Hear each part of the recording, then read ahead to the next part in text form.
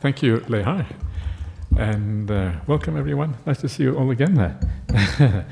So we are, this time it is, I have the honor of being with Venerable Sunyo, who is one of my kind of co-conspirators from Bodhinana Monastery. And it's true to some extent, because we have kind of very similar kind of views about the Dhamma. Not always, but kind of the main things are very, very similar. So it's kind of very handy to work with someone who sees the world a little bit like you. If Venerable Sunyo was like a kind of a completely different ideas, then it would be very hard to have a workshop together. It will be very interesting, though.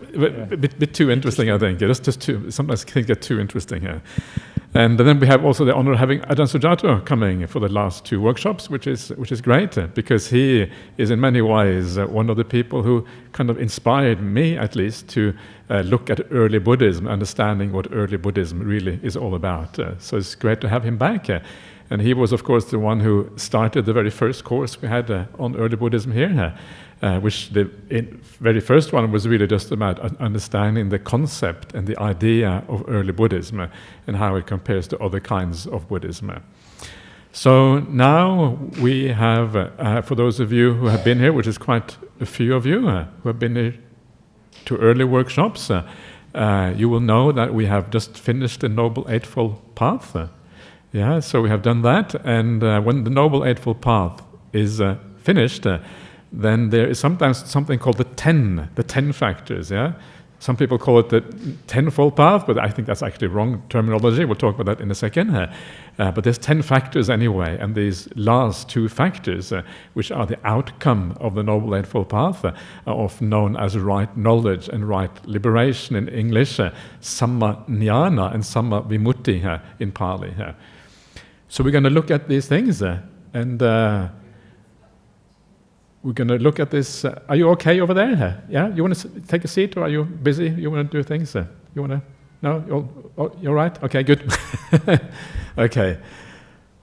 So we are going to look at these things again from the point of view of early Buddhism, and this is what this course is going to be about. And it's going to be interesting, right? This is the very end of the Buddhist path. These are some of the most profound things that you talk about in the suttas, that the Buddha was really known for, is actually these things. So this is going to be really, I reckon, really exciting here. Do you agree with that? Yeah? Okay, good. I'm glad you're as excited as I am. Because are you excited about Sunyo? Yeah? Boring. Yeah. All right. I really look forward to this for a long time. Okay, good. I'm glad you are on board. So that's good. Otherwise, we'd have our first disagreement already. So, okay. So let's kind of get going. So, right knowledge and right liberation. Ding. EBT. This is a kind of early Buddhist text. This is the abbreviation of that. And again, why are we so concerned with the early Buddhist text? Well, for this reason here. Because it is essentially what we talk about when we talk about the word of the Buddha. We're talking about the early Buddhist texts. And sometimes people don't seem to kind of be on board with why the word of the Buddha is so important. But of course, the word of the Buddha is absolutely foundational for everything we know about Buddhism. Without the word of the Buddha, there is nothing. There is no Buddhism, there is no Abhidhamma, there is no commentaries, there is no Buddhist society in Western Australia. Everything just collapses into a heap of nothing, of rubble, and nothing is really left. So everything is based on the word of the Buddha, and the assumption, of course, that every Buddhist in the world has, and that is implied in every Buddhist text after the Buddha, is that the Buddha had an insight, deep insight into the nature of reality. So because of that, it is very important to get an idea of the word of the Buddha, and this is why the early Buddhist texts matter so enormously from our point of view. So this is just a quick reminder of why we are doing early Buddhist texts, and why we're not doing late Buddhist texts, or intermediate Buddhist texts, or modern Buddhist texts, or whatever you want to call it. We're doing early Buddhist texts. Is everyone here on board with that? Yeah? If you don't like that idea, then you may not be in the right place. But anyway, just letting you know. Happy, Venerable? Yeah? Okay. You have the right to interrupt me at any time. Okay. Aims of this workshop what are we trying to do? And you will notice that his aims are very much the same from one workshop to the next one. They are kind of standard issues you want to deal with. Aim number 1, ding, significance of right knowledge, samma jnana, and right liberation, samma vimutti. So what are these things really about? Why are they significant? Why do they matter? What are we trying to... What is it? How do they fit into the kind of greater Buddhist view of things, the Buddhist view of reality? And just very briefly, the idea of right knowledge, of course, has to do with seeing the world as it actually is, seeing things as they actually are. And of course, the point with that is only when you see things in accordance with reality that you can actually make right decisions in your life. Whenever you are deluded, whenever you have a wrong grasp of reality, you're always going to make bad decisions as a consequence. So the outcome of right knowledge, of seeing things in the right way, is always going to be positive.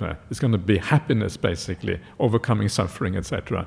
So the significance of right knowledge, I think, is fairly self-explanatory. We'll come back to this later on.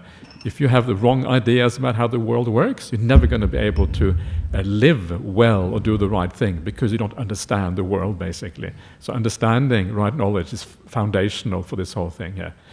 And then from that, then, because that is foundational, because you understand the world in the right way, that then leads to happiness, leads to going away from suffering because you make good choices.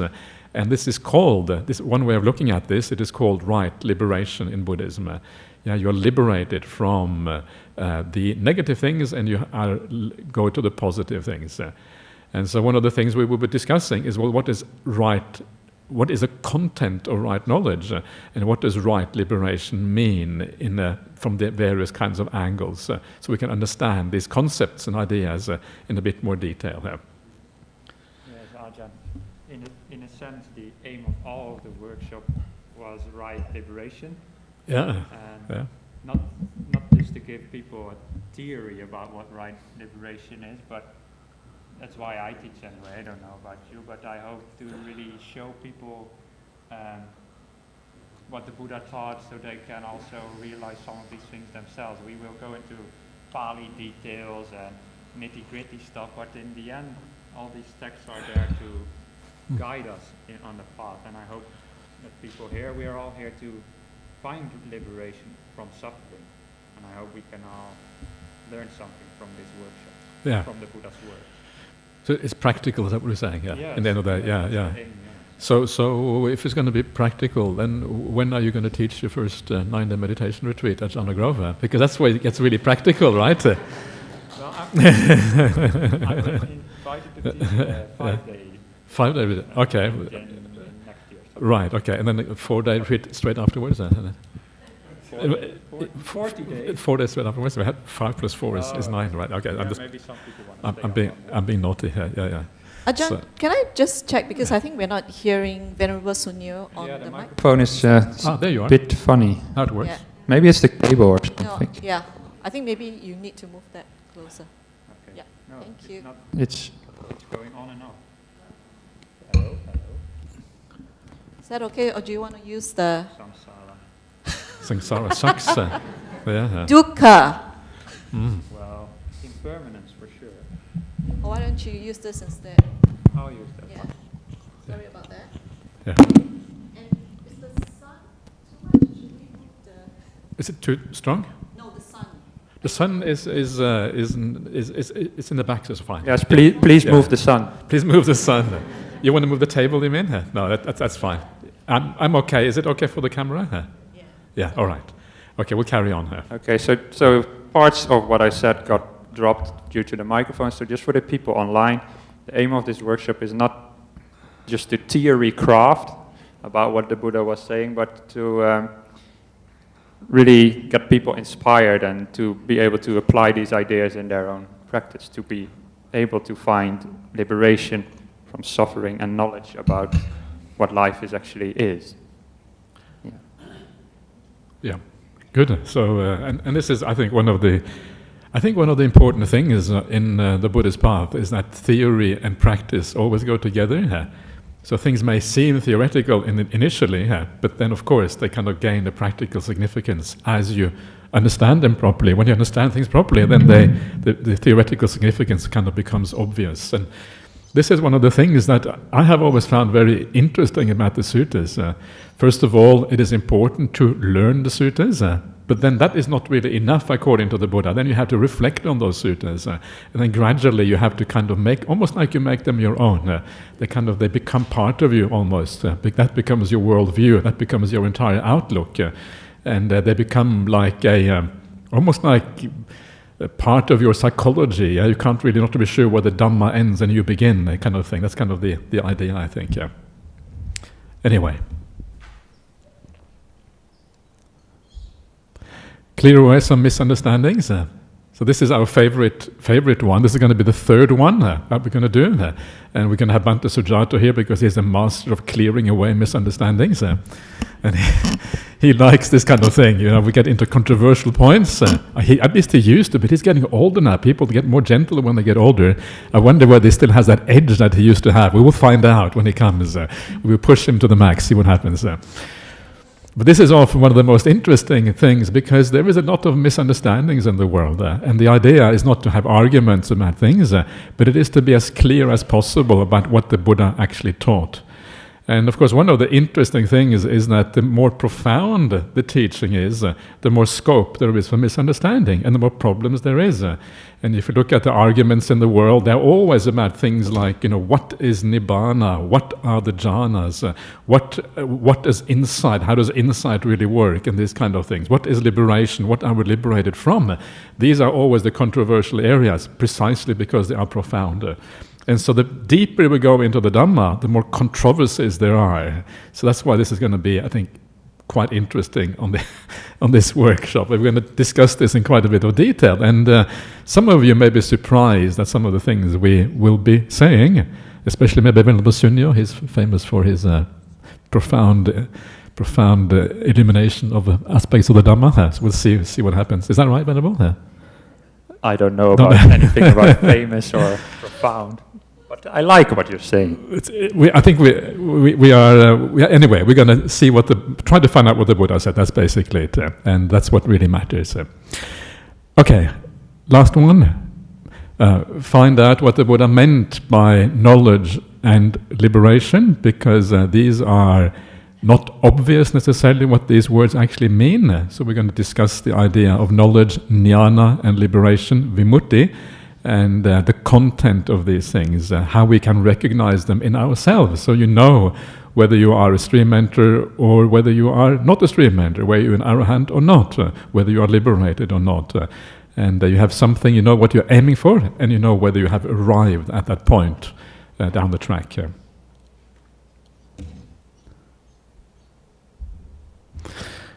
So, Noble Eightfold Path versus the tenfold path. Whoa. So we have looked in detail at the Noble Eightfold Path, and of course the reason why it is called the Noble Eightfold Path is because it is a path that leads to certain results. So what then about the tenfold path, so-called by many people? If the Noble Eightfold Path, does that mean that there are two additional path factors, or what is going on? And that's why I put a question mark there, whether the tenfold path really is a good word or not, or whether we should use some other kind of word. Because, of course, the reality is that once you have a path, it has certain results. And what we will show is that the two last factors, number 9 and 10, are really the results of the Noble Eightfold Path. So let's just recap this very briefly. You have right view, Samma Ditti, the beginning of the Noble Eightfold Path. From that right view, seeing the world in the right way, you get a right intention, Samma Sankappa. And so this is your aim, and your purpose in life becomes aligned with that view, obviously, because that is your view, so your intentions follow along. Once you have those intentions, aims and purposes in life, then your life takes a certain direction. And this direction, first of all, is about sila, right speech, more sila, right action, and even more sila, right livelihood.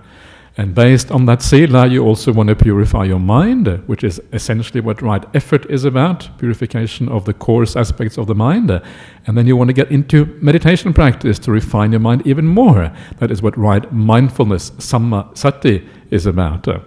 And from that samma sati, you gain the profound meditations, which is samma samadhi, or right stillness on the path. So this is the path, yeah, and this is a kind of what it is all about, and it's actually, it may look like a very complex path, but one of the things that we have been arguing all along is that really it is just a gradual purification of the person, yeah, purification of the mind. And ultimately, when you come to right stillness, you have a mind that is fully purified, and that is kind of the purpose of right stillness. Once the mind is perfectly purified, please come up with those important gifts over there. That's very good. Which one is mine? This? They're all the same, right? Yeah. Okay. Sadhu. Yeah. Yeah. Ajahn, I think maybe a Pali error on right effort or not?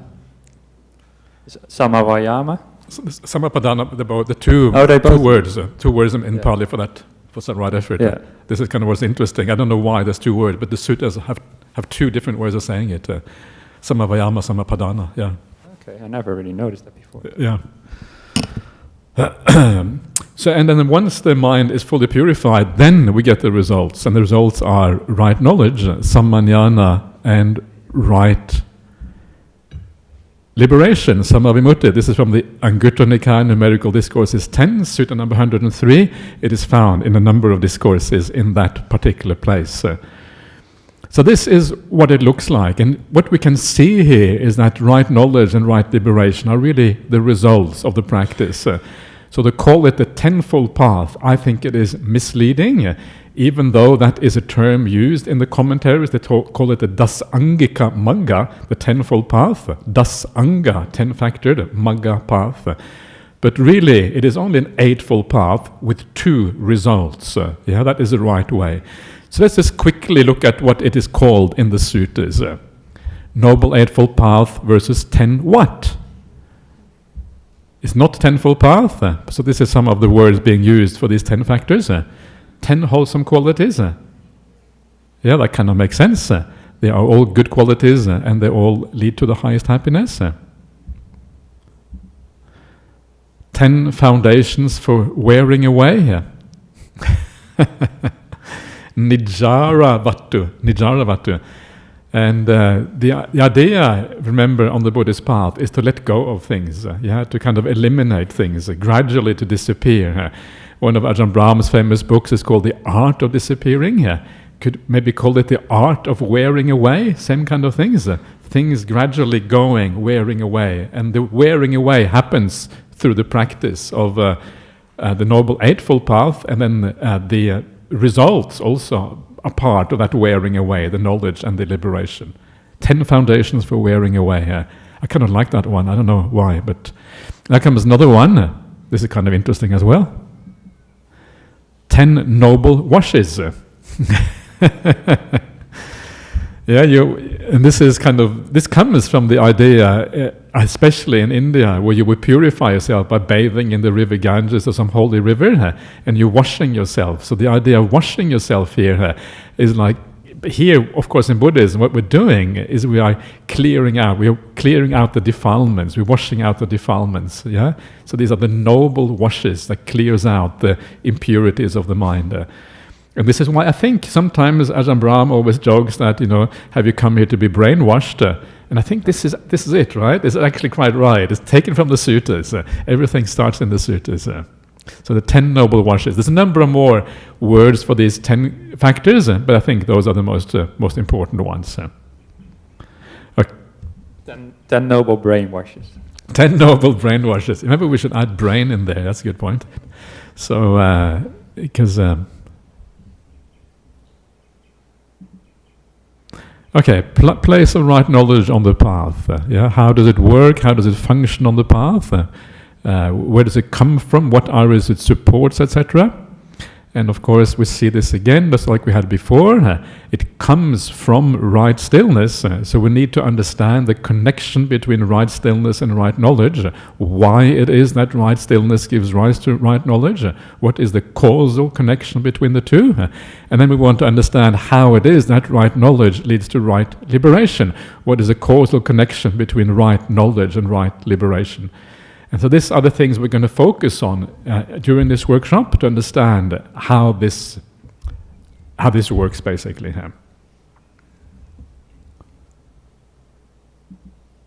So to be able to do this, we're going to start off and just discuss very briefly what is the meaning of the word jnana. We're looking at samma jnana, which is right jnana, and so we're going to have to discuss just very briefly, first of all, the kind of basic meaning of this word, and later on we're going to look more detail about what it means in terms of practice. Yeah, what is it that we know in practice? But here, first of all, we're going to talk about the foundational meaning of this word. So usually, very often, jnana is translated into English as knowledge. And you may be surprised, but the basic idea of jnana, the root of that word, is actually the same as the root to the word knowledge, and also the Greek word gnosis. These have the same root. In other words, they come from the same source. The source word is the same for all these languages. And that, of course, is because we are dealing with the Indo-European languages, this whole vast group of languages, and many of the words in these languages are found across the board in all of these languages. And so it is found there. But of course, knowledge in English is not very clearly defined. We need to have some idea what it actually means. So first of all, I'm going to look at the meaning of gnosis. Gnosis is this Greek word, and how it is defined. And here is a definition, or part of a definition from the Wikipedia.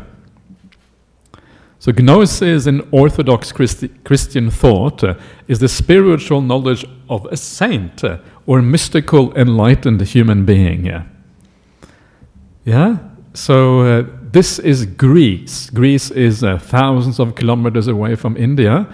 And if you look at the definition here of what gnosis actually means, it is incredibly similar to the idea of jnana in Buddhism.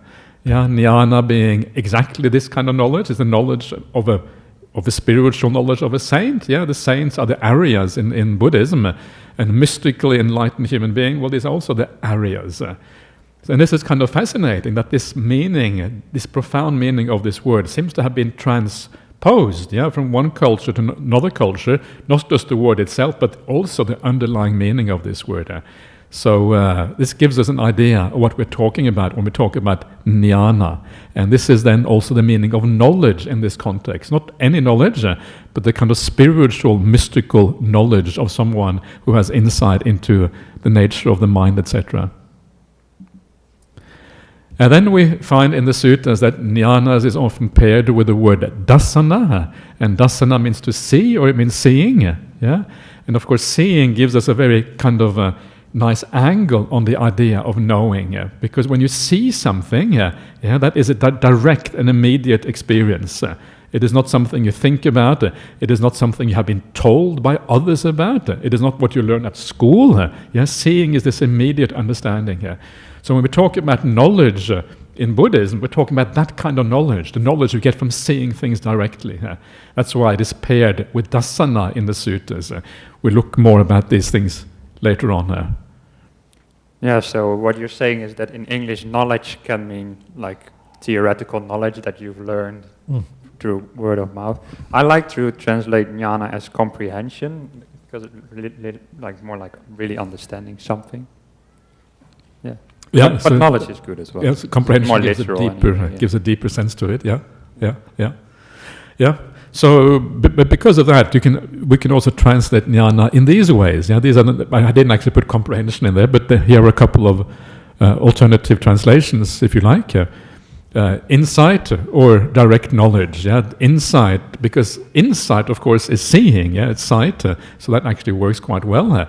And sometimes we translate vipassana as insight, and I'm not sure if that is quite appropriate. I think something like jnana is closer to insight. Dasana may be very close to insight in Buddhism.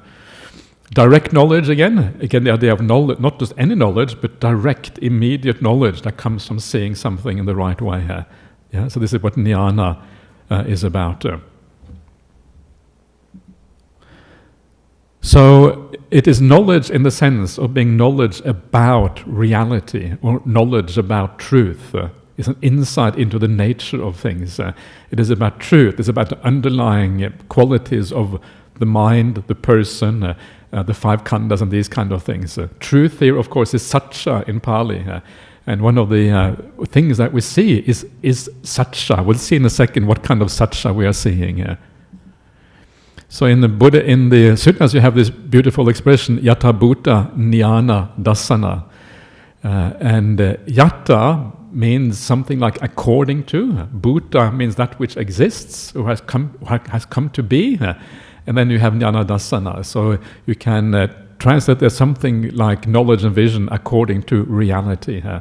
Seeing things as they actually are. And this is why this is about breaking out of delusion, or illusion. Because delusion is a misunderstanding of reality. This is correcting that misunderstanding. So it is a direct insight correcting that misunderstanding. But knowledge about what exactly? What is it that we know? So let's just we're going to go into this much more detail later on, but just to summarize very briefly at the outset what this knowledge consists of. So starting off with the Four Noble Truths, the Arya Satcha. So this is the first kind of knowledge. What kind of knowledge is the knowledge about the Four Noble Truths? Well, it is really a knowledge. Remember the Four Noble Truths. The first one is dukkha, suffering. The second one is samudaya, origin of suffering. Then we have nirodha, and then we have magga. Nirodha meaning cessation of suffering, and then magga, which is the path. So that is the insight. So really it is insight into suffering here. This is what this really is about. And of course that is incredibly useful, because if you understand suffering, it also means you understand happiness. You understand this very purpose of human existence. Everything any human being in the world does is really geared towards somehow finding more happiness, reducing suffering. Yes, we're dealing here with a very core aspect of the meaning of life itself.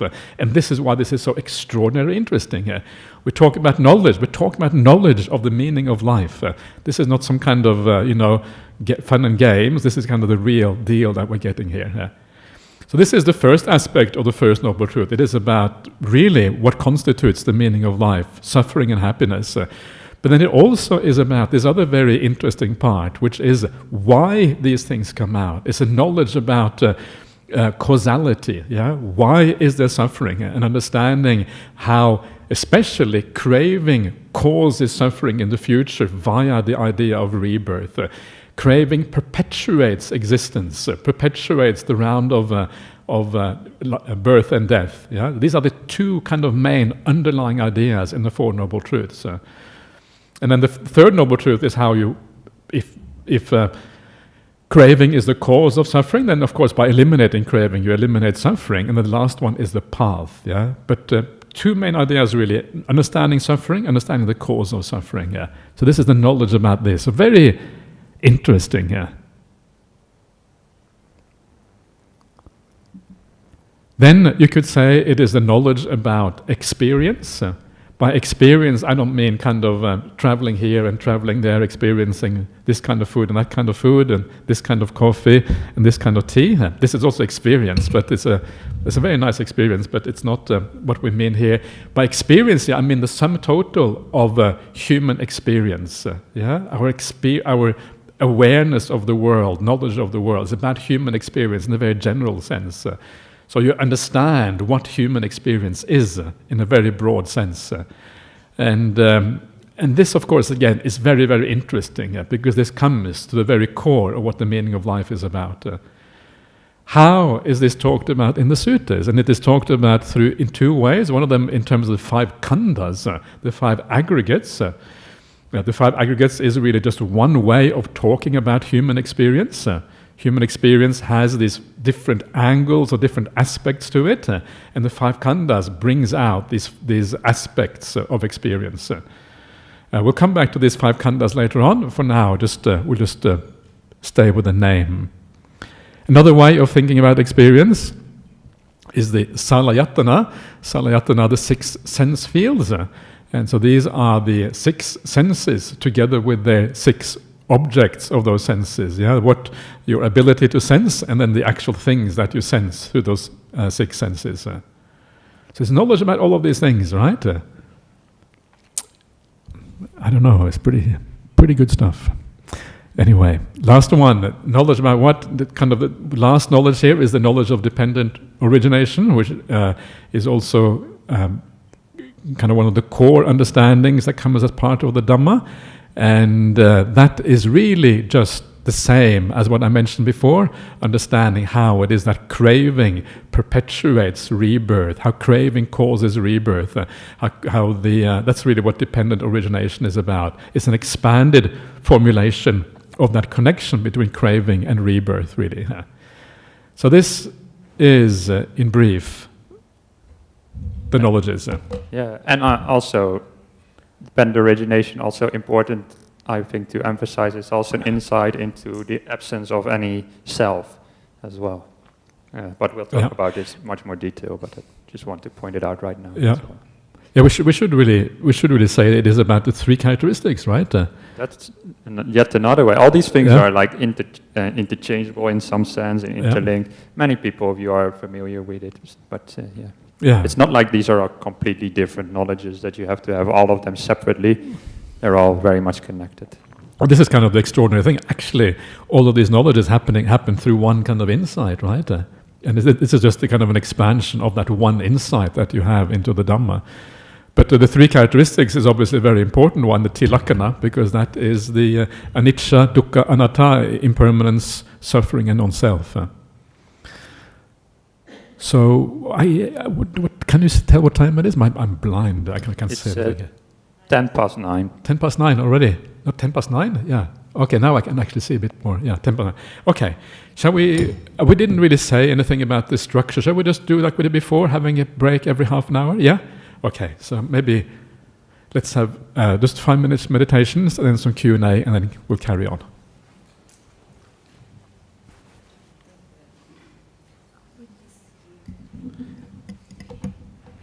Okay, thank you. That's great. Yeah, I can see. Ooh.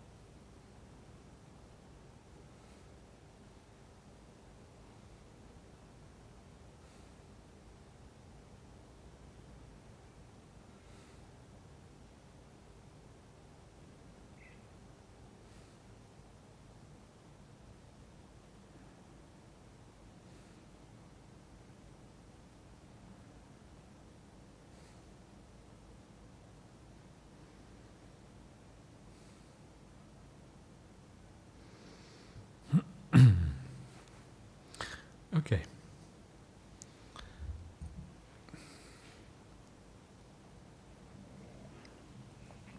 Okay, so are there any questions or comments about what we've done so far?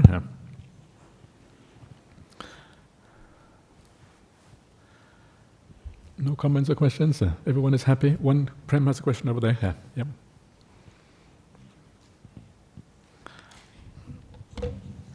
Thank you, Ajahn. The 5 points that you listed here, the right knowledge, should it not have been reached to some extent, the knowledge about dependent origination, etc., to get to some Samadhi, stillness, right stillness? You don't fully satisfy that without getting to this, isn't it? Okay, so you're saying we should have this knowledge to some extent, even to get to Samadhi? Yeah, sure. Would you like to reply or? Oh, okay. I just picked up the microphone. Yeah, no, that's I good. I just picked it up for no particular reason. But, Go for it. so you're basically asking, do you need this knowledge to practice the path? And yeah, maybe we should emphasize that there is a difference between right view and right knowledge. Yeah. So the path really starts when you become a stream winner and you have right view. Now we're talking about right knowledge, which is the knowledge of a fully enlightened being, because it's at the end of the path, or it's the result of the whole path. So there is a difference there, but in a sense the knowledge of an arahant, enlightened being, is a more deeper understanding of the same things. It's not like a completely new insight. Yeah, so they're closely connected, and throughout this workshop we will sort of address both right view and right knowledge, and maybe use it a little bit interchangeably, but that is because it is the same insights. Yeah. Thank you, Ajahn. Even if you look at the definitions of like right view, it says knowledge of the Four Noble Truths, and then you look at what is right jnana, right knowledge, then it also says knowledge of the Four Noble Truths. And they're defined in the same way, but it's implied that one is more deep than the other. That's how I look at it anyway. Thank you. I got bad news. Bad news, I don't 100% agree with you for once. You disagree? I wouldn't say disagree. It's a nuance. Nuance. Because I think Samanana is also defined in the sutras as the knowledge of the Seka as well. How is it? Sometimes, so it's not just the final knowledge of the Arahant. It can also be the knowledge of the Aryas, like the stream enter. And Or when it's connected to right liberation, then I would say it's about the Arahant. Liberation would then be more the Arahant, maybe probably on the path. Yeah. So, but otherwise, I tend to agree with what you're saying. Is that first of all, this right view, and of course, that right view itself is to some extent based on insight. Yeah, I mean, it's not as if you have no insight necessarily, because when you become more peaceful, you are abandoning things, and that peace, you gain some understanding what it means to give things up. Yeah. But there comes a point when your view is completely transformed, and that is what we mean by samma jnana. So there is some kind of knowledge, but the real knowledge is the one that happens when you become a stream enter. That's what's called samma jnana. That's where there is a kind of a revolution, if you like, in your consciousness when you see things in an entirely new way here. Maybe it's not the nuance then, because I would say samma knowledge, right knowledge is like what the Arahants have, and right view is what the stream winner has. But I agree that jnana is also used for stream winners in the suttas, but maybe not samma jnana, maybe. But you could be right. Yeah, anyway, that's how I've always understood it anyway, because it said after the path you get right knowledge. But anyway, I hope we sort of... just that there was a sutta that seemed to be saying that. That's why I was kind of... anyway. Okay. Apparently a very good question. Yeah. Thank you, Ajahn. Thanks for the great explanations. And I was thinking that you were wondering, or rather pondering on what to call these 10-factor paths, if you like. Yeah. Because I think you mentioned the dasanga, and that means they are all sort of equally linked factors, 10 factors, which following each other. So I recall in one sutta, Buddha said that beings are being purified by purification of their mind and not anything else. I think the 10th factor is the final purification. So why don't we call it path to purification, Visuddhimagga, and probably it encompasses everything, I thought, Ajahn. The 10 purifications. 10 purifications, because it is the final aim. Nibbana is the remainderless eradication, isn't it, Ajahn? So I think so. I think that kind of follows from the 10 washings as well. 10 purifications. It goes together. But I think we take the magga out though, because I think it's no longer the path. It's kind of it includes the results. So maybe just 10 purifications, I would say. 10 purifications. Yeah. Ajahn, I think online people are a little bit confused now. So there's a question, which is something that you have just clarified, but maybe you need to explain that again. What is the difference between right view and samanyana?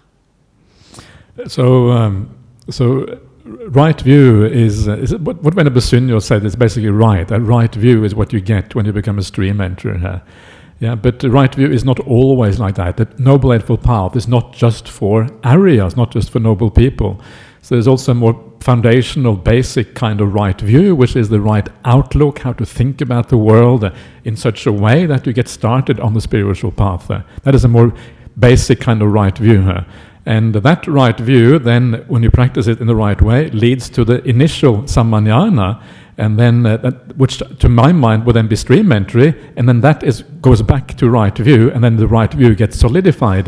That's when you become a stream entry. So, in that point, right view and right knowledge are actually the same thing at that point. But then you keep on developing the samanyana all the way to arahantship. So right view is more flexible. It starts earlier on. Right knowledge is really just about stream entry, nothing else. I say. Yeah, I say no. I say the path really starts when you become a stream winner. Before that, you're sort of like playing in the dark and you're going all sorts of ways. It's only when you have right view that you really, really start on the path. It's also said somewhere in the suttas that the stream winner is like, he's like in the stream of the path that flows towards Nibbana. So, or he or she, or they. So, we might disagree on that. But there is this idea of like the mundane path and the transcendent path. Like the mundane path is before you become a stream enterer, and the transcendent path after you become a stream enterer. So maybe we have only a theoretical disagreement there. Okay. Please. Yeah, thank you. I'm glad that you said that some of the view and everything can be refined even as a lay person, even before becoming a stream enterer, because that gives us inspiration that we're working towards something. And my question is, because the path is gradual and you see aspects of it, and the knowledge that you went through there with all the list appears to be a very full picture. Whether you get glimpses of some of the picture as you're traveling the path, and then all of a sudden you get this event where you see the whole picture. Yeah, I think that's exactly what it's like. It's like you start to unravel. Some of these things become clear as you go along. You know, when you meditate, there are things that disappear, things that fade away in the meditation. And then you start to understand where happiness is to be found and where suffering is to be found. You start to understand things are, some things are impermanent, they change. And that all of that kind of builds up to the final, the final insight, which is what happens at stream entry. That's when you see everything in one go, and that's why that is a very powerful moment, because it's like a flash, everything becomes clear. The other ones are preliminary, but yes, I'm basically right. Okay, shall we carry on, Leihar? Yeah. Okay. So just very briefly again, when Sunyo reminded me that we did say these things last time. I thought we hadn't talked about it properly, but just to very briefly say why it is that right stillness leads to right knowledge. Why is right stillness, Samma Samadhi, so important for Samma Jnana? Just as a quick overview, so these are some of the main points. Right stillness clears the mind of distorting defilements. One of the things, this is done through the gradual training, and you give up all the defilements by doing satipatthana practice and anapanasati, etc. But the right stillness has the ability to really eliminate these distortions for a long time. As long as you have defilements in the mind, as long as there is desire there, as long as there is anger there, as long as there is a lethargy or restlessness or whatever, all of these things distort the mind because you have a interest in certain things, and that interest makes it impossible to see things clearly, because whatever you have an interest in, you're going to have a bias towards it, and that is the distortion. So you need to eliminate all of those things. So clear the mind of distortions is a fundamental aspect of samadhi, and it clears it in a very strong way, so the defilements are gone for a long time. It sharpens the mindfulness to the maximum. Yeah, when you come to the jhana status, that's when mindfulness becomes incredibly powerful. The mind becomes very much in the present, precisely because the defilements are gone. Yeah, and that mindfulness allows you to see things very clearly instead of actually being blurred into the past or future, whatever. You are really present with things. It enables the minds to stay focused because the mind is very stilled, so it is able to stay with the object. If you want to have knowledge, you want to have insight into something, you have to be able to stay with the thing. Yeah, you have to be able to keep focusing, and then as you keep focusing, then you will see things clearly. If the mind is kind of fickle, if it is moving all the time, then you will not be able to actually penetrate what is going on. And so the ability to stay with something is very fundamental also. And this is what samadhi enables you to do. Samadhi gives the best data for insight. And the reason for that is because in samadhi, so much of the world has already disappeared, and because so much of the world has disappeared, it means that you have already seen things like impermanence to a very high degree. Yeah, things disappearing basically is an insight into impermanence. So it gives you very powerful data. If the body disappears, the five senses disappear. If the will disappears, if large parts of feelings, Vedana and Sanya disappear, well, actually you start to get you have a natural insight into things as a consequence. So this gives you really good data for that. We'll come back, well, I'm not sure if we'll come back to that actually, but anyway, actually we probably will. Yeah. Okay, we'll see what happens. And then the last one, it strengthens the mind to enable it to deal with insights. And one of the things that it says in the sutras about samadhi, especially the really deep samadhi, is that the mind becomes anenja. And anenja is often translated into English as imperturbable. Yeah, and imperturbable means that the mind is, you cannot move the mind. The mind is solid. The mind doesn't get flustered or doesn't get moved by seeing things that are really profound, potentially scary for ordinary people. Once you get into the samadhis, things are no longer scary. You're able to deal with any kind of insight. This is what this really is about. So these are some of the factors why stillness. You want to add anything to that, Sunyo? I will do later. Yes. Later. Okay. All right. So let us move on now. Here you are. Okay. Here we are. Here we are already. Yeah. Okay. So, dependent liberation is the title of this slide. Does the Buddha actually use that word? I don't think so. But it is used by many people for certain teachings that the Buddha gave, which I will explain in a moment. But just the idea of dependent liberation itself, let it sink in a bit, that liberation depends on something. In some traditions, they have ideas that liberation and insight, they just happen. They're just like sort of granted to you in a moment, almost randomly. But the Buddha taught that liberation, insights into life, not only liberation but also knowledge, depend on certain things. We've already seen the Eightfold Path leading up to right knowledge and right liberation. So it depends on all those factors. And there are some other teachings which put the same kind of ideas as the Eightfold Path in a different perspective. And these teachings are really nice and really kind of pragmatic as well. So we wanted to show you those. And Many of you will be familiar. But before I talk about dependent liberation in the Buddha's view, is anybody familiar with Maslow's pyramid of needs? It's kind of famous in psychology, so this is, I don't know what country he was from, but this was a psychologist, and he talked about if you want to attain higher purposes in life, you need certain things first. You cannot start with the top of the pyramid. You need to start at the basis.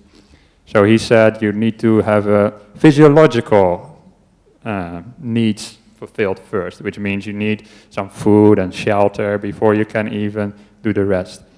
Now, the details of this pyramid are interesting for psychologists, and we as Buddhists can learn from it as well, but we are not interested in Maslow's kind of transcendence. We are interested in the Buddha's transcendence, the Buddha's pyramids of needs, if you will. I'm being a bit creative here. The Buddha never talked about a pyramid of needs, but sometimes I like to put things a little bit differently just to keep people awake and myself interested as well. Did the Buddha know about pyramids? That's interesting. The pyramids did exist by that time, of course. Yeah. Stupa, the Buddha stupa of needs. Stupa of needs. That's what it should more be. like it. That's better. Yeah. Okay, so imagine this was shaped like a stupa. That is, yeah, it's true, right? At the top of a stupa sort of represents liberation as well. It does, doesn't yeah. it? You have the 7 umbrellas or the 7 factors of enlightenment. That's right. Okay, so the Buddha stupa of needs. Excellent. So at the top is liberation. Now the question is, what does it depend on? And that is taught differently throughout the suttas, because the Buddha, we've seen already, approached the same insights, the same ideas from many different angles. But one sutta that I would like to talk to you today is from the Anguttara Nikaya, the numbered discourses, and it's 11.2, and the title is Intention, but in context it means that you don't have to use intention, and you'll see what I mean. And this is my translation. We like to use different translations in these workshops to give you different views on the same idea. So I tend to use my translation, sometimes Bhikkhu Bodhi, sometimes Ajahn Sujatos. But or my translations. Or the best translations, Ajahn Brahmali's translation. But they're mostly of the Vinyas, so yeah, that's not super useful in this context. I use them in my Vinaya classes. Excellent. Anyway, so I'll just read out what the Buddha is saying in my translation. Mendicants, that means bhikkhus and bhikkhunis, but also listening were also lay people as well. Mendicants, if you are virtuous, if you are of good behavior, if you have sila, you do not have to intend to become remorseless. It is natural to become remorseless if you are virtuous, if you are of good behavior. And when you listen to these kind of workshops, really reflect upon your own experience, what this means. I mean, the words sound nice, but you can see in your own experience what it means. If you do bad things, if you behave badly to people, or you are too much indulgent, then you just don't feel good. You feel a sense of regret or remorse, guilt. All these words are sort of interchangeable. But if you really behave well, if you are generous, you come to the Buddhist Society of Western Australia, and you do meditation, and you're kind. This is what good behavior entails. Then you feel, you don't feel remorse. You feel good about yourself, basically. And now you don't have to, of course, have perfect right behavior, to be remorseless. Sometimes people are a bit of perfectionists, and they do 99% of the things in life they do well, and they do 1% of the things in life they do wrong, or they think they do wrong anyway. And then they focus only on this, and then they still feel remorse. But later I'll show you that it's also about what we focus on. So, although it says you do not have to intend to become remorseless, sometimes you actually you have that intention to focus on your right behavior and reflect on it, reflect on your generosity, and just forget about the mistakes you made, basically. Otherwise, you'll just feel remorse. And if you do feel remorseless, then of course, our sutta continues, and the Buddha says, if you are remorseless, you do not have to intend to become glad. The word is pamoja, sometimes also translated joy. All these emotional kind of words like joy, delight, happiness, they are very personal dependent and language dependent, so these are kind of sometimes interchangeable to some degree. But gladness for pamoja is the most common translation. And it is natural to become glad if you are remorseless. Yeah, you don't have regrets, you lived a good day, you did a good deed, you did a good meditation or whatever. I mean, sometimes people think good meditation is only when they get really peaceful. That's a good meditation. But to me, a good meditation is just to be there. And if you just put forth the effort to sit there, then that is good behavior. So when I do guided meditations, I very often at the end I ask people to just send some gratitude to themselves for this meditation, whatever the result was. And then you become glad, yeah, because you did something good, you meditated. And this gladness then leads to even more happiness. Ajahn. Sorry to interrupt, but I just wanted to just very briefly say that this word natural is quite interesting. This is the word dhammata. Yes. And so it means according to Dhamma. And of course, Dhamma in Buddhism is really about the laws of the universe. So this is almost like the Buddha's laws of the universe. That if you don't have remorse, then you will feel joy. It's like a lawfulness of how things actually work. So it's natural in a very kind of, large sense, almost like the laws of physics in a way here. Oh yeah, that's an interesting observation. Yeah, I've read it so many times, but never thought of it in that sense. Like, it's like it has to be that way. Basically, is what it means. Basically, yeah. Basically, yeah. Yep.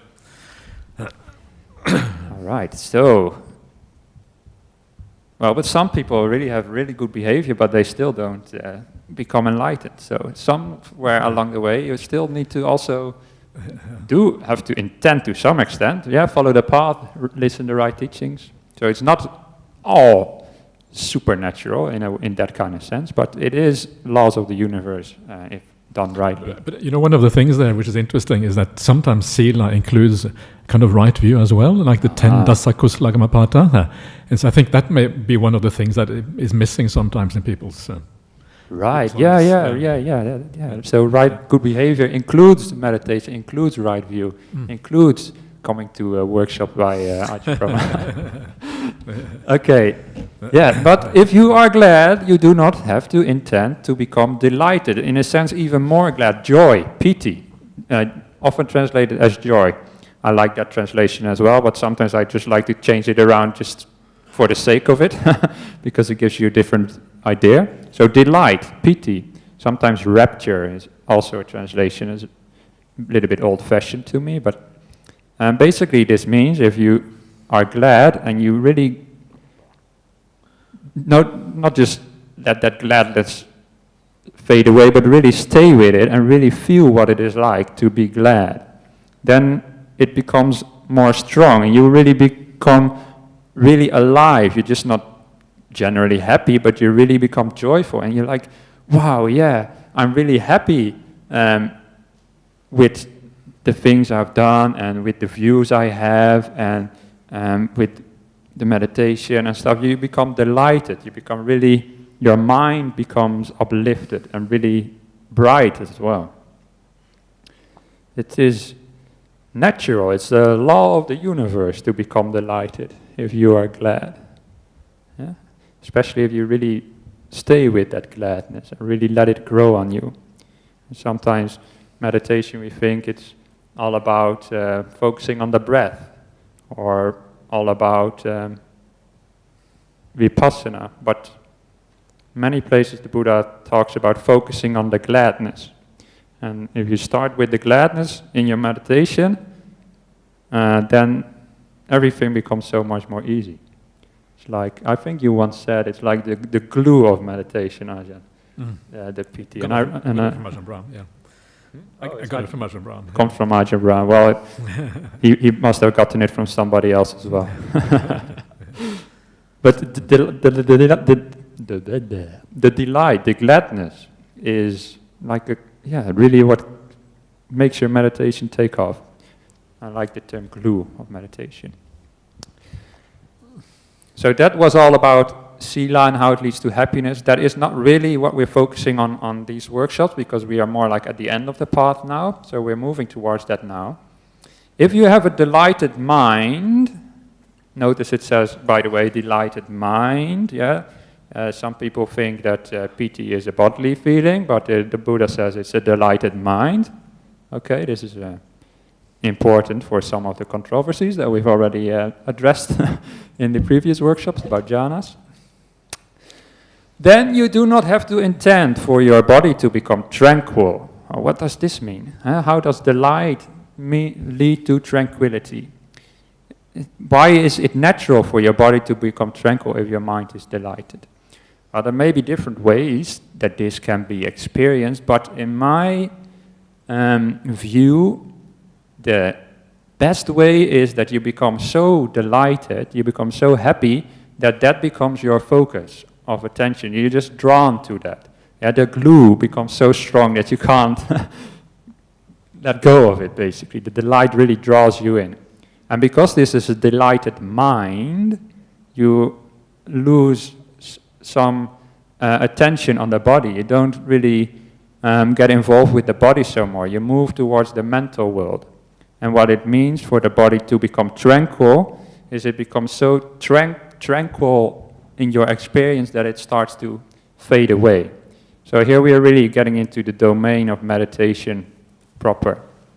Yeah, your body becomes so tranquil that it disappears, basically. That's what I understand this to mean. Of course, it also can become physically comfortable as well, but sometimes, you might know Ajahn Brahm's story when he had, what was it, yellow fever or something? And his body was really, really hurting, but he still was able to get deep meditations because he focused on the mind, the delight. So what it means in that context for your body to become tranquil is you lose focus of it. That's one way to think about it anyway. What do you think about that, Ajahn? Yeah, that's interesting. I like that idea. I was just wondering whether, because this word body, kaya, is sort of very multifaceted, and sometimes it's hard to know whether it means physical body or whether it means more than that. Like, sometimes you translate kaya as person or personality. So whether it can also, even in this case, refer to those other aspects, some of the mental aspects as well. I had that in one translation, just for you to become tranquil, for your whole person to become tranquil, because we talked about that. Kaya can also mean just the whole person. Yeah, so that is something possible as well. But because it's sort of opposed to the mind here in a sense, maybe that's why body is more likely, I think. Yeah. It's also when tranquility is defined somewhere, well, not really defined, but the Buddha says there's two kinds of tranquility, bodily and mental. So then this is probably the bodily part of it. But I think this definition is found in connection with the Sunyo, the factors of awakening, the Sambhojjhangas. And I think that the Buddha asks the question, how can you divide, how can the 7 Bojjhanga, the 7 factors of awakening, become 14, I think he says. And then he divides tranquility up into 2 aspects, bodily and, I think that's where it comes from, bodily and mind. I think something like that, Yeah, that's the one I was thinking. Anyway, so this is talking about meditation. Your mind is delighted and then your body becomes tranquil, and I interpret that mainly to mean you focus so much on the mind that your body is no longer of importance, and you can let it go. You can let it rest to such an extent that it starts to fade away from your awareness. And when the body does fade away from your awareness, you get even more delightful experiences. If your body is tranquil, you do not have to intend to experience bliss. It is natural to experience bliss if your body is tranquil. Now, this bliss, sukha, we also explained in the previous workshop, in the context, the word sukha in the suttas is used in many, many senses. Sometimes it does mean bodily happiness or pleasure. Sometimes it just means the opposite of dukkha. The absence of dukkha is in itself a kind of sukha. But in this context, it is talking about meditation, and there, this sukha is synonym for somanassa, which means happiness of the mind. So manasa, mana means the mind, and so means something like good or well, so a happy, good mind. So this bliss is also a mental thing, and the bliss or the sukha arises exactly from the fact that your body is no longer a burden, and you feel liberated from it, and you feel, I think bliss is really a kind of nice translation in my experience. What do you think about that translation? I like bliss. I think bliss is great. Okay, so it is natural to experience this bliss if your body is so tranquil. It's no longer important to you. It disappears from your awareness. Can people relate to that in their meditation? Yeah? I see many people nodding. Some of you maybe not yet, but try to focus on the delight more, is basically what the Buddha is telling you here, and see what happens if you do so.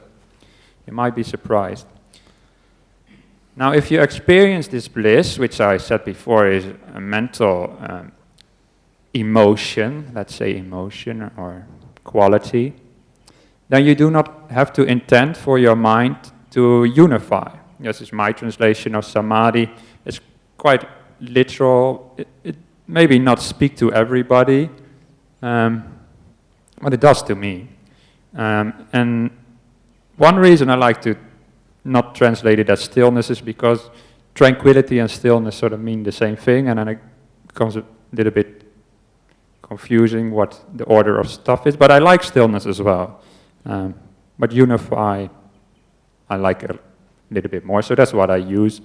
I explained that in the last workshop, so you can watch that back if you want to know more. So it's natural for your mind to unify if you experience bliss. What does this mean? It means, your body starts to fade away and your mind starts to focus on itself. So it unifies in the sense that there is only one thing which is the mind. So it's like unified with itself. And these piti and sukha sort of become one object of the mind. They're sort of intermixed in a way. And your mind starts to take that as an object. This bliss and piti sukha itself. This is when the nimitta starts to appear in meditation. And when you really focus on that nimitta and you in a sense you enter the nimitta, that's when your mind really becomes one with itself. This is when the mind unifies, it attains samadhi. Now, about how to practice samadhi and the jhanas, we've talked about that also already, so I will not spend too much time explaining that now, but the most important parts of this dependent liberation teaching in context of the workshop we're giving now on liberation and right knowledge, those most important aspects, they come now. Yeah? So if you've fallen asleep by now, then wake up a bit. This is what the workshops are really about. So if your mind gets unified, if you do attain these states called jhanas, or beyond jhanas, the formless attainments, then you do not have to intend to get to know and see things as they really are. It is natural to get to know and see things as they really are. if your mind gets unified. It's natural. These states are so powerful, you can't really ignore them. Well, maybe some people attain them and they still don't get to know and see things as they really are. So you need a little bit more than just these jhanas. You also need right information and also the courage to know and see things as they really are. I said earlier, we all want liberation, but whether that's really true or not, we'll maybe discuss later, whether you really want liberation or not. But anyway, what am I saying? Know and see things as they really are, because your mind gets unified. Well, Ajahn Brahmali addressed it a little bit already. The importance of these jhanas, this samadhi, to know and see things as they really are. There's really many aspects to that.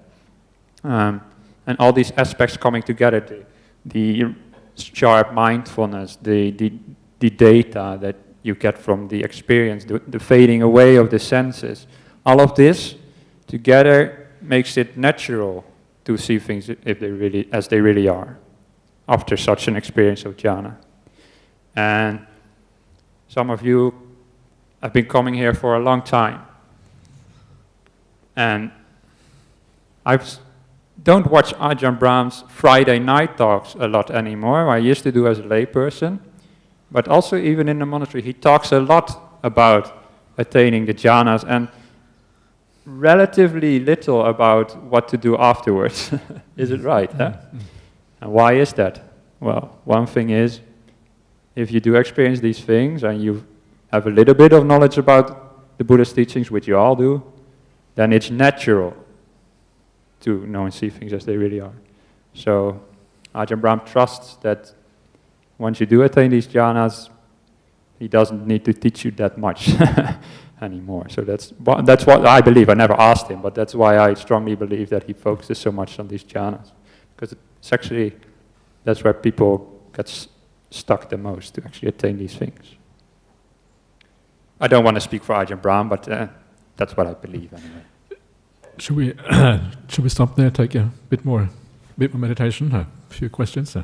Yeah, maybe somebody can actually attain a jhana. Well, no, don't laugh, you never know. Yeah, go for it. Maybe. All right. You do the timing?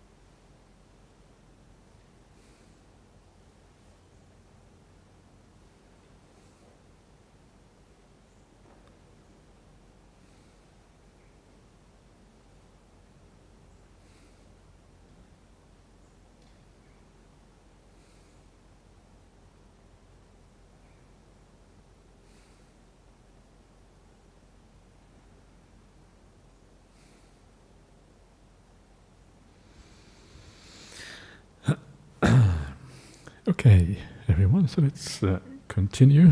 Let's maybe do a few questions if anyone has any questions. What happened to the memory stick that I had? Okay. Thank you, Venerable. So the first factor in the dependent liberation chart, so it's not just about good conduct, it also has to do with like wise reflection and right view and that kind of stuff, right? Yes, because that's why I like to translate as good behavior, behavior in the sense, not just doing right things, but also, for example, sense restraint is included in Sila as well. Sometimes people think Sila is only like keeping the 5 precepts, but it's much more than that. So yeah, there is also right karma, as Ajahn Brahmali said, includes right view as well. So yeah, of course, right view, different degrees to it, yeah, but yeah. Yeah, I think you see this in many places on the path, that the idea of right view is kind of always there in the background. And even for the Noble Eightfold Path, it starts with right view, and that kind of becomes the foundation for Sila. You go to the Satipatthana Sangyutta, the connected discourses on Satipatthana practice, and they say the 2 foundations for Satipatthana is Ujjukaditti, straight view, and Sila. Yeah, so again, Sila and become the foundation for all of these things. You have the Dasa Kusala Kamapata, the 10 ways of wholesome actions, which is one of the kind of most detailed expressions of Sila in the suttas. Again, right view is part of that. The kind of what's it called, the undistorted view of the world. What's it called, the aviparita dasana or something like that. It's one of these interesting words, and that's kind of what is called the ordinary, mundane kind of right view, not the stream enter right view. And so view, how you look at the world, is enormously important for what happens in your life for very obvious reasons. So that's, I would say, part of it. Yeah. Yes. So the stream enters right view is factor number 8 here. Know and see things as they really are. I'll speak about that a little bit more after the questions, but yeah. You have to have a certain sense of right view to be able to even come to a Buddhist center, for example, or be interested in Buddhism. So there is and you have to have the right view that right conduct is a good thing to do. Yeah, so that's what we mean with right view in that context, not like ultimate right view, but maybe a semi-right view is a better way to put it. Yeah. But this, know and see things as they really are, that is right view proper. Yeah. Thank you.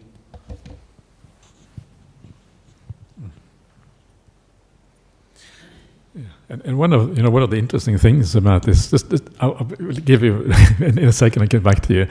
One of the things I like about this sutta is that it's one of the most powerful expressions of the connection between samadhi and right view. As you say, this kind of right view you have here, yata buddhananadasana, stream entry is this. This is exactly what stream entry is. And then the factor that leads to that is samadhi.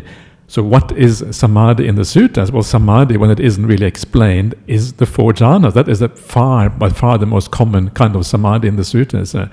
So if you want to make the connection between samadhi and stream entry, even jhana and stream entry, this is actually one of the most powerful expressions of that in the suttas right there.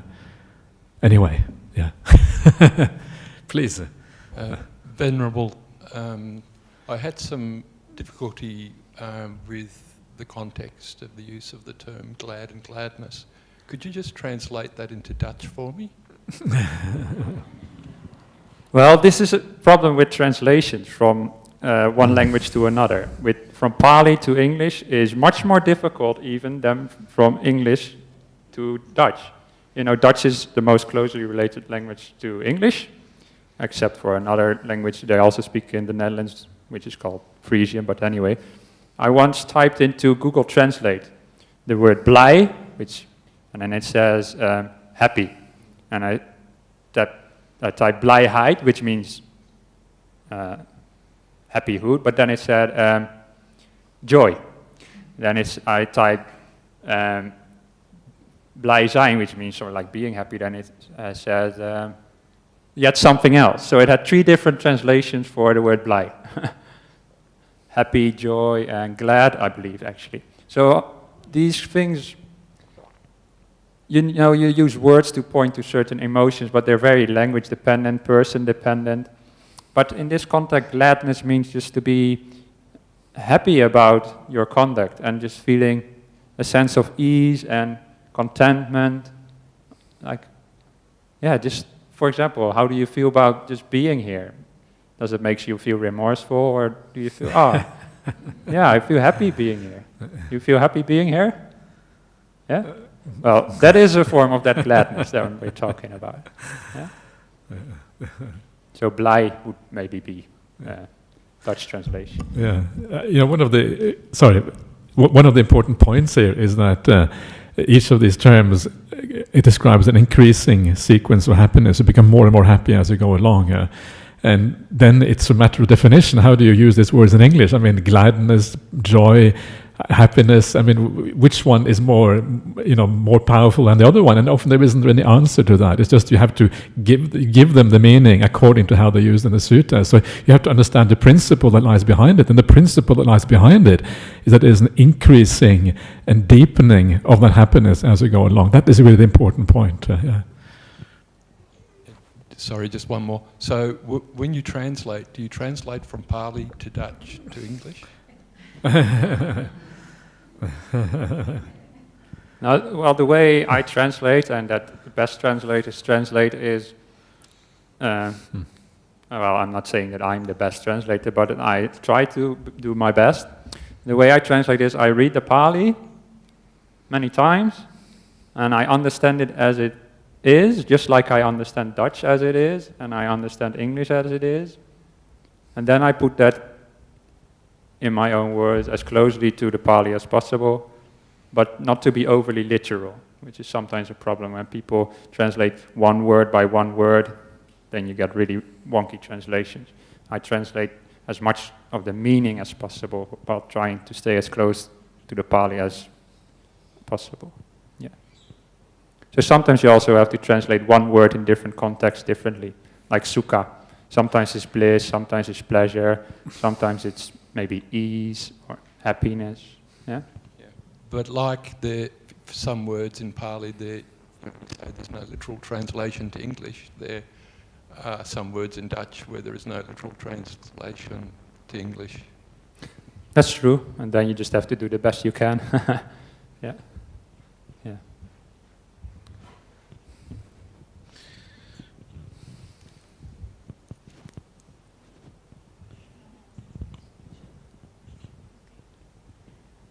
Actually, I just wanted to ask about a couple of sutta references, if that's okay, and possibly make a comment. It's okay. See how it goes. You mentioned about the stream enterer having right knowledge as well. Can you think of any sutta references for that? I think there is a sutta well, this is, yeah.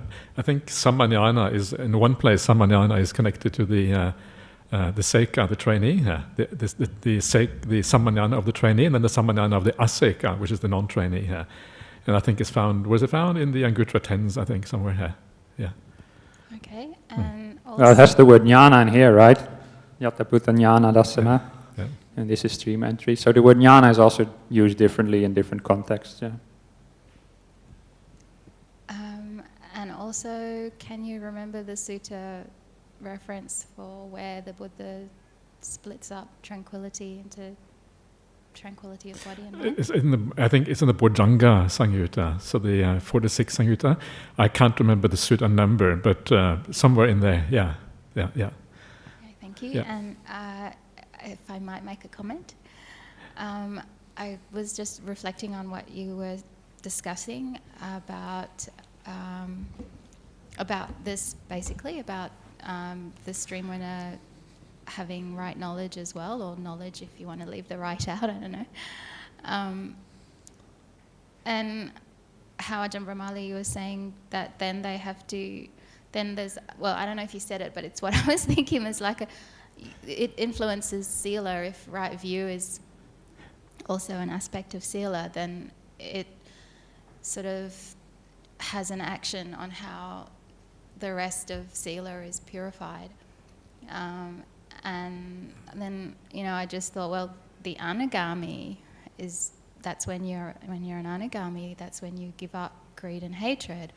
So it kind of made sense in that respect, because what you're doing is you're then moving towards that point where you give up greed and hatred, and your Sila is really, really pure.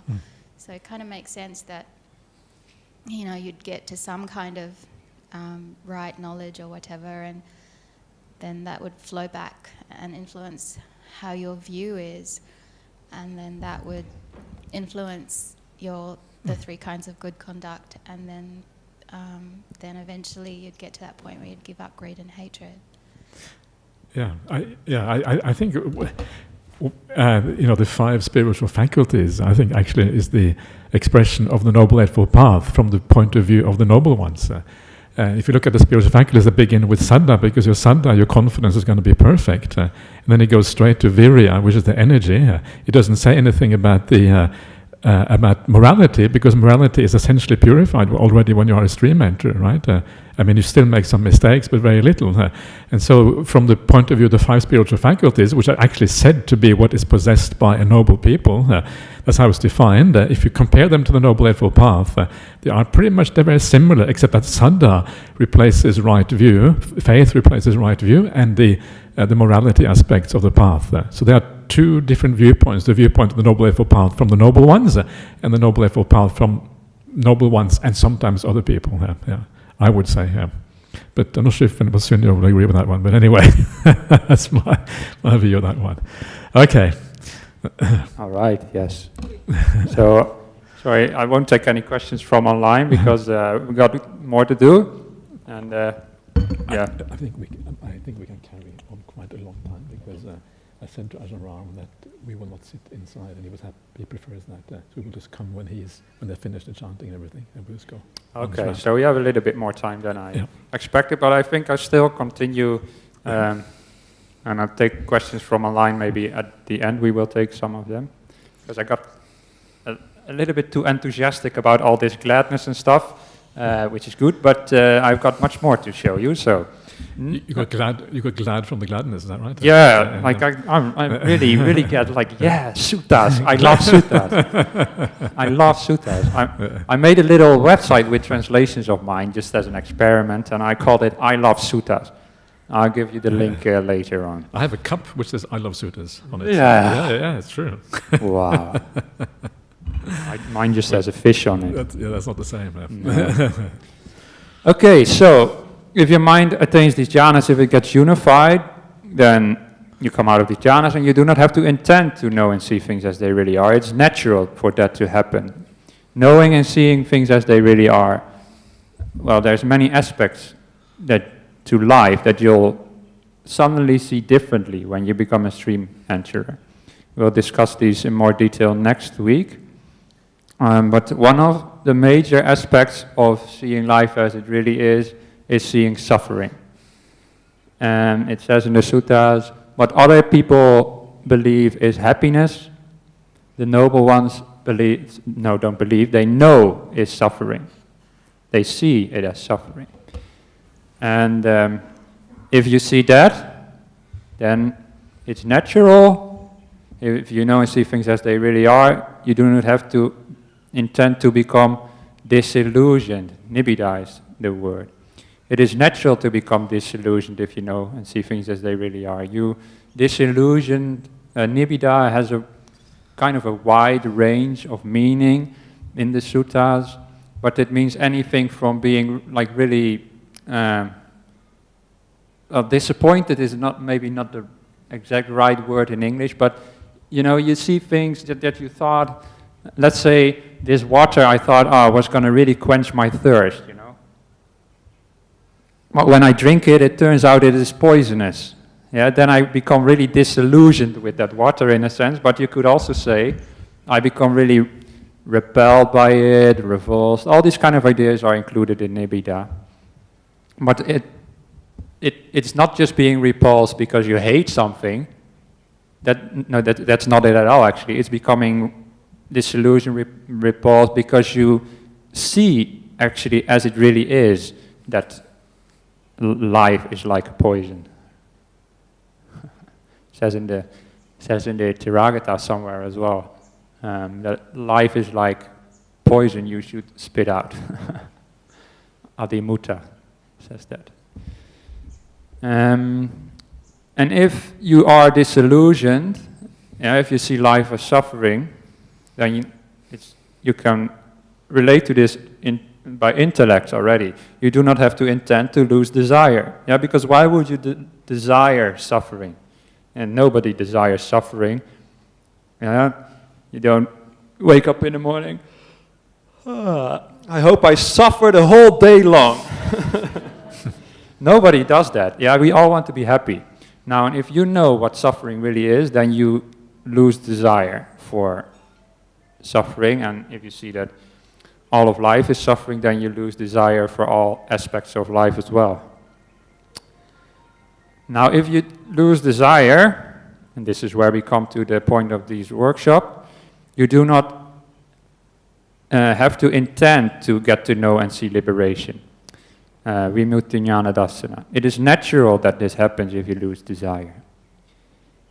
Because you lose desire for things, then your mind becomes liberated from craving. And also the sense of self.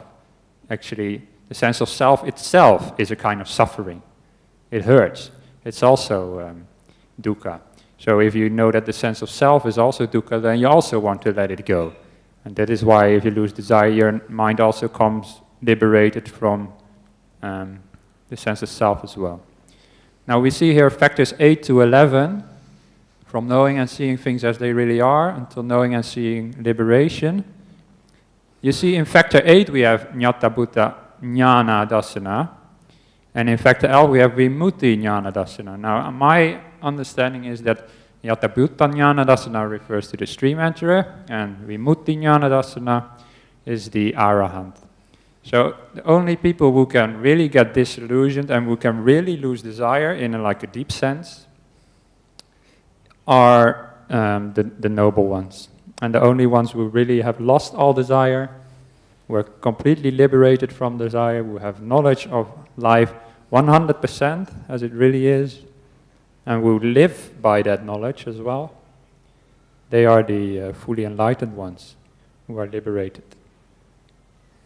Now, liberation is not just implied to be, we'll talk about this later, it's not just a state of mind, but liberation also has a higher sense of liberation from suffering, and that only happens, some people don't like to hear this, but I think you agree on this, Ajahn, that only happens when the enlightened being passes away, because they still suffer. Well, I shouldn't say they suffer because they don't have a sense of self, but they are suffering in a sense, that there is only suffering for them.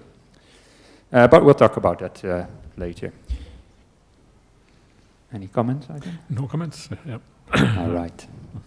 So this is the end of dependent liberation. The important point here is that liberation does not happen without any cause. There's all these conditions you have to put into place. And now why I like this sutta is we all at a different place in our practice, and we can all use this sutta to some extent to remind ourselves of where we have to emphasize our practice. Maybe it's the samadhi, maybe it's the sila, maybe it's the disillusionment for some. Yeah. So this is another way basically to think about the Noble Eightfold Path in a sense.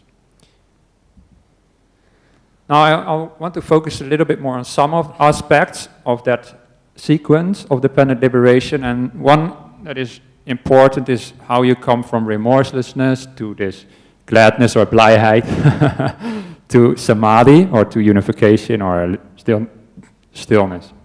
And in one of the suttas it says this: as a noble disciple, you recollect your own good behavior, flawless, pure, unbroken, unblemished. These are all synonyms. Freeing, praised by the wise. It's natural and conducive to unification of the mind. Now, if you have good conduct, it says here flawless, pure, unbroken, but it's flawless here for the noble disciple because they have right view so they don't cause unnecessary suffering for themselves. But even if your conduct is not 100% flawless, which would be very natural, then just focus on the flawless aspects of it, right? As I said before, 99% of life you do good, 1% you do bad, focus on the 99%.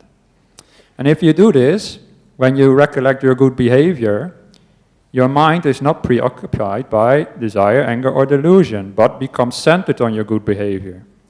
And you take it really as an object. When I asked you before, how do you feel about being here? Do you get more gladness out of that just because I ask you? Do you feel more happy when I asked you to reflect upon how do you feel about being here? Yeah? So that is what it's sort of talking about here. You center on your good behavior, and with a centered mind you get inspired by this subject, I mean this good behavior, this reflection, and its meaning, and you become glad because of it. Glad again. Yeah? This is the same ideas put different words. So you reflect upon your behavior, then the gladness comes up. So before I said it is natural for this to happen, but you can help that natural process along by actually encouraging it by focusing on your good behavior, reflecting upon it. Don't take it for granted. Yeah? When I give talks like this, afterwards, I also sometimes like to think, I was of service to people, hopefully. I believe so. And then I become happy as well. So that kind of thing means to get inspired by your good behavior. And when you are glad, you become delighted. With a delighted mind, your body becomes tranquil. When a tranquil body, you experience bliss. When you experience bliss, your mind will unify. So here the Buddha is giving another way to meditate. You can meditate on the subject of your good behavior. Yeah? Meditation is not always anapanasati or always metta. This is another way, and a very helpful way. It can even be a shortcut into deeper states of mind, in a sense.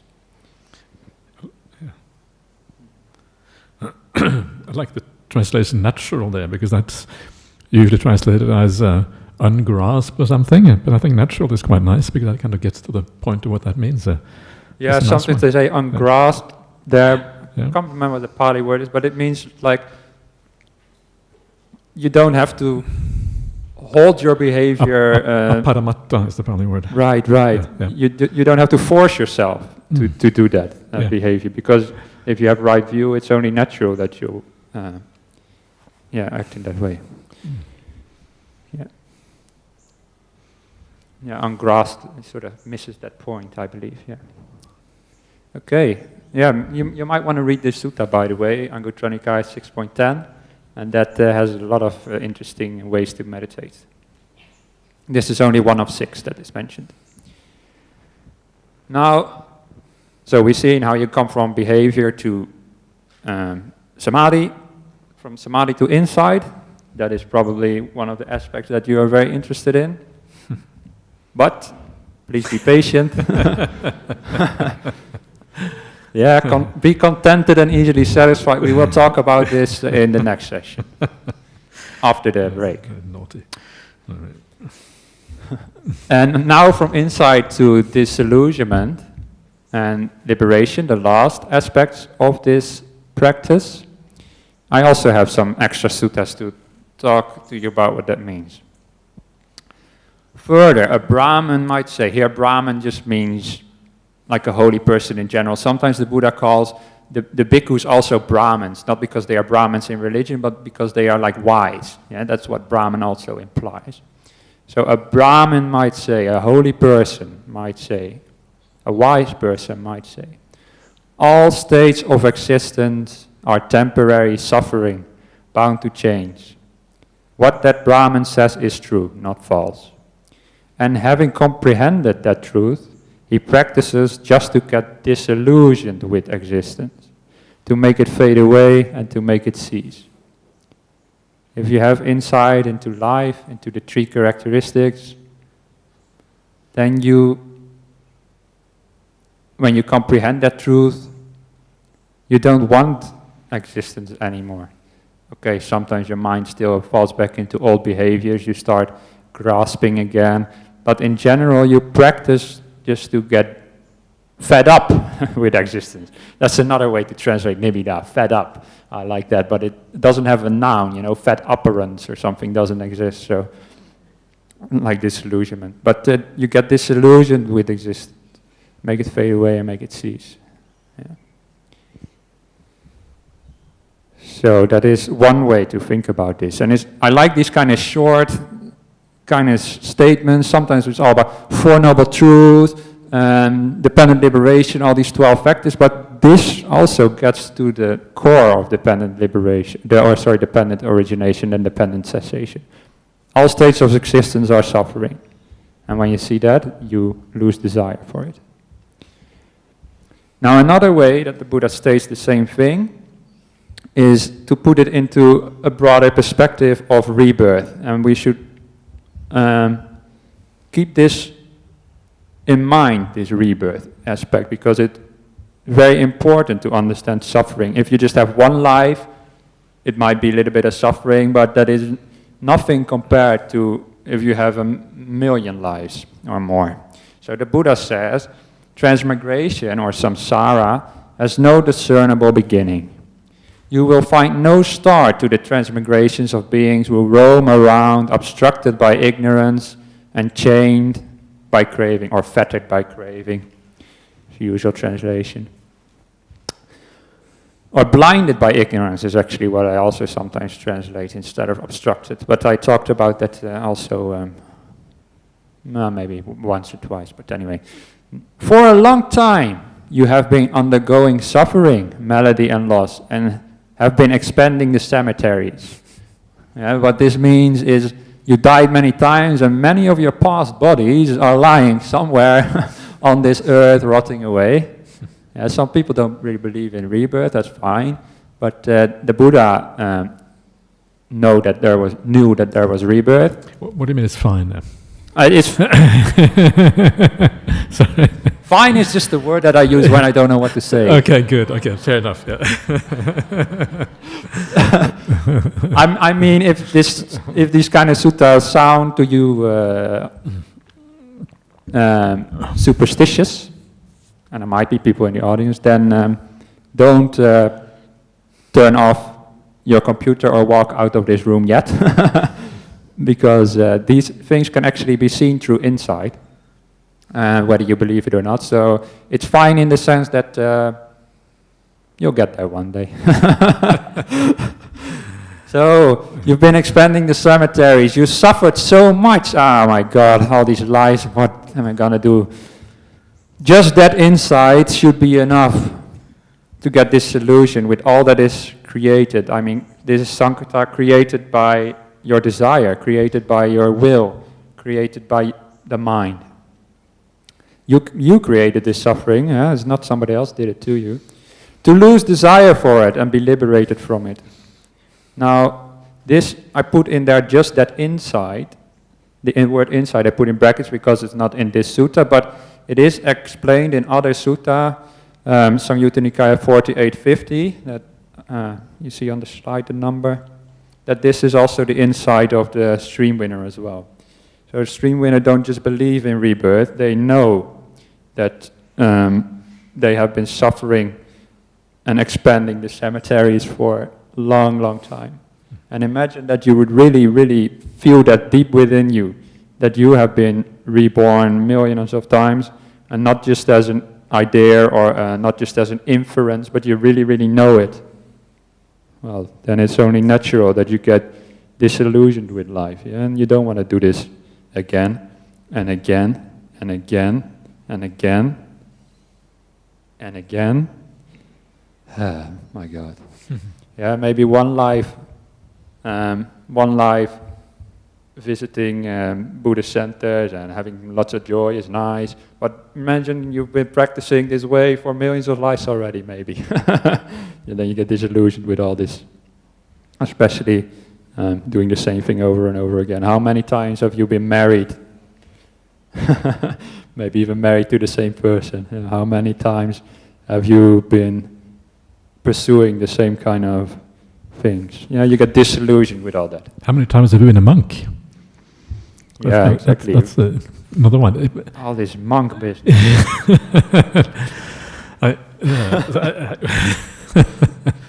It's an interesting one, isn't it? I mean, even that kind of, you can get stuck being a monk as well sometimes if you kind of get it the wrong way or whatever.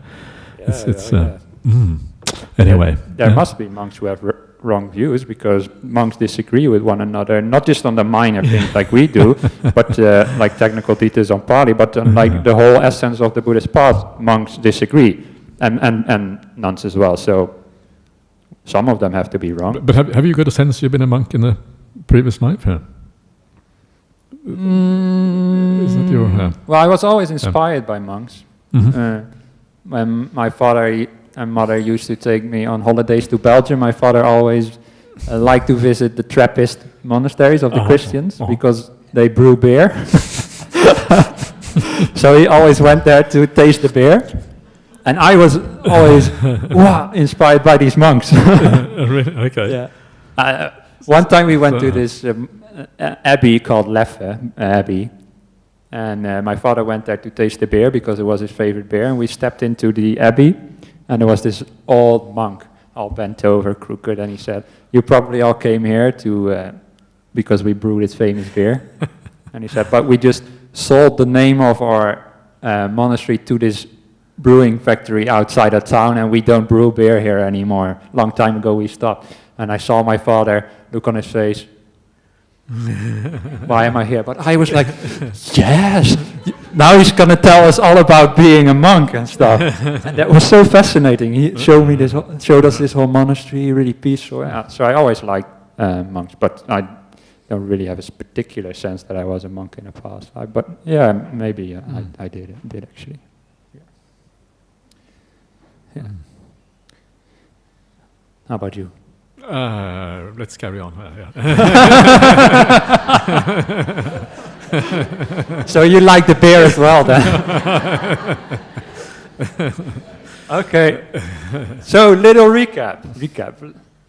So this is from the sutta that I talked about before, Anguttara Nikaya 11.2. The Buddha continues to summarize that. He often summarizes stuff. So knowing and seeing liberation is the purpose and beneficial outcome, the Nisangsa, of losing desire. Losing desire is the purpose and beneficial outcome of disillusionment. Disillusionment is the purpose and beneficial outcome of knowing and seeing things according to reality, or as they really are. Knowing and seeing things according to reality is that of unification of mind. Unification of mind, of bliss. Bliss, calm. Tranquility, of delight. Delight of gladness. Gladness of remorselessness. Remorselessness is the purpose and beneficial outcome of good behavior. Now I go through this really quickly, but I like, when I practice myself, to read these suttas really slowly and really reflect upon each step, how it relates to my own experience. So I would invite you to do the same. Not now, because we're going through it quite quickly, but you can do that by yourself. And my translation of this sutta is just an experimental website, but you can go to suttas.github.io and click on it, and you can read it there. It's still work in progress, but anyway. But people found it helpful, so I just put it there. Anyway, the Buddha also says, that is how, for you to go from this shore to the other shore, certain qualities flow on to and fulfill other qualities. From this shore to the other shore means from suffering to the end of suffering. In India they had many rivers, and if you cross the river you go from one shore to the other shore, and this shore where you're standing right now, if you are not an arahant, is basically the shore of suffering, the problematic shore. And the safety is at the other side of the river. That's what the Buddha is saying. That's what it means, from one shore to the other shore. And to do that is like to swim across the shore, basically, or to use a raft to go across the shore is another simile. One way to think about it is this. Yeah, from good behavior all the way up to right knowledge and liberation. Kind of cool, right? Yeah. Really, really, really, really nice sutta. Now, it's time for the pop quiz to see if you've all been paying attention. Who thinks they've been paying attention? Nobody thinks they've been paying attention. Yeah, all shy, okay. That's all right. So, the quiz is, fill in the Buddha's pyramids of needs. Let's do it together. I think you've all been paying attention at different parts of the talk, so we should be able to put this puzzle together. What is at the bottom of the pyramid? Good behavior, yes. What comes from good behavior? Remorselessness, excellent. I knew you've been paying attention. What comes from remorselessness? Gladness, right. And gladness, what do we build upon gladness? Now I hear some different answers. Tranquility, delight? It's delight, yes. But of course, delight, gladness, we talked before, sometimes, yeah, it's sort of interchangeable. What comes from delight? Tranquility. From tranquility, bliss, or sukha. And from sukha we get? Sorry, I can't hear you. Yeah. No. Yes, you're going too fast, Ananda. you skip an important step in your practice, maybe. Unification of mind first before Yata Nadasana. Yeah. So that comes afterwards. Yes, seeing things as they really are. And when you see things as they really are, what then? Disillusionment. Yes. Yeah, you don't want to create more suffering for yourself. And you're disillusioned, then what? Yes, viraga, losing desire, sometimes also translated as dispassion. Yeah, same idea. But raga is like desire, and vi means like, yeah, to not have desire, lose desire. Yeah. Sometimes it also means fading away, by the way. Raga, it does not just mean desire, but homonym, or another meaning of the same written letters is color, and to lose color is like fading away of the color. So that's why viraga can mean both losing desire and fading away. But in this context it means losing desire, because that is what comes from disillusionment. Yeah. And what comes from losing desire? The liberation and the knowledge as well. Yeah. So this is, you did all pay attention. So you know the theory, yeah? Now, put it into practice as well. And then you'll be able to do all these things, go from good behavior to liberation. And why?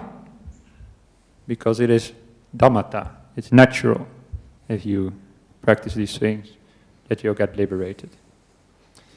Did I have anything more to say? Oh yes, one more thing. Some of you might think, oh, that's a lot to remember, yeah? Some of you already lost track of some of these things. But another way to think about it, and the Buddha phrased things in many, many different ways.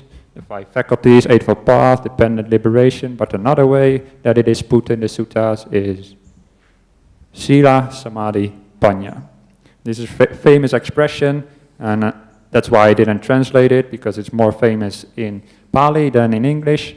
But it basically means good behavior leads to your samadhi, your jhanas, or your unification of mind or your stillness. And from that you will get the panya, the understanding or wisdom. Yeah, this is another way to think about the same kind of things.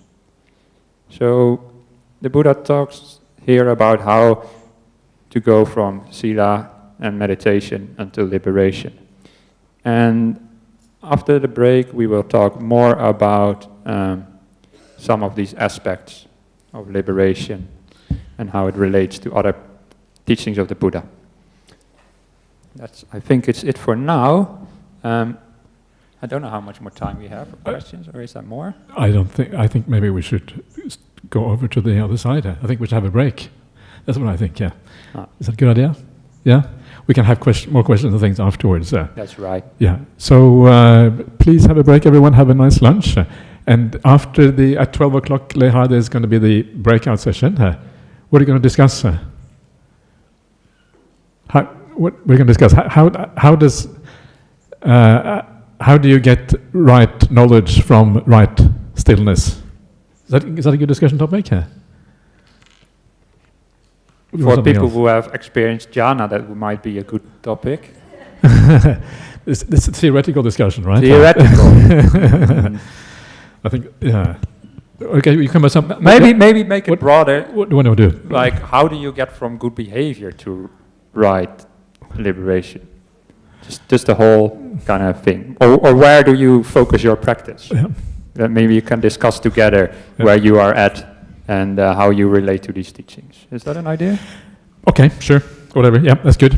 We never prepare for it. We always forget that there is this breakout session. So, yeah.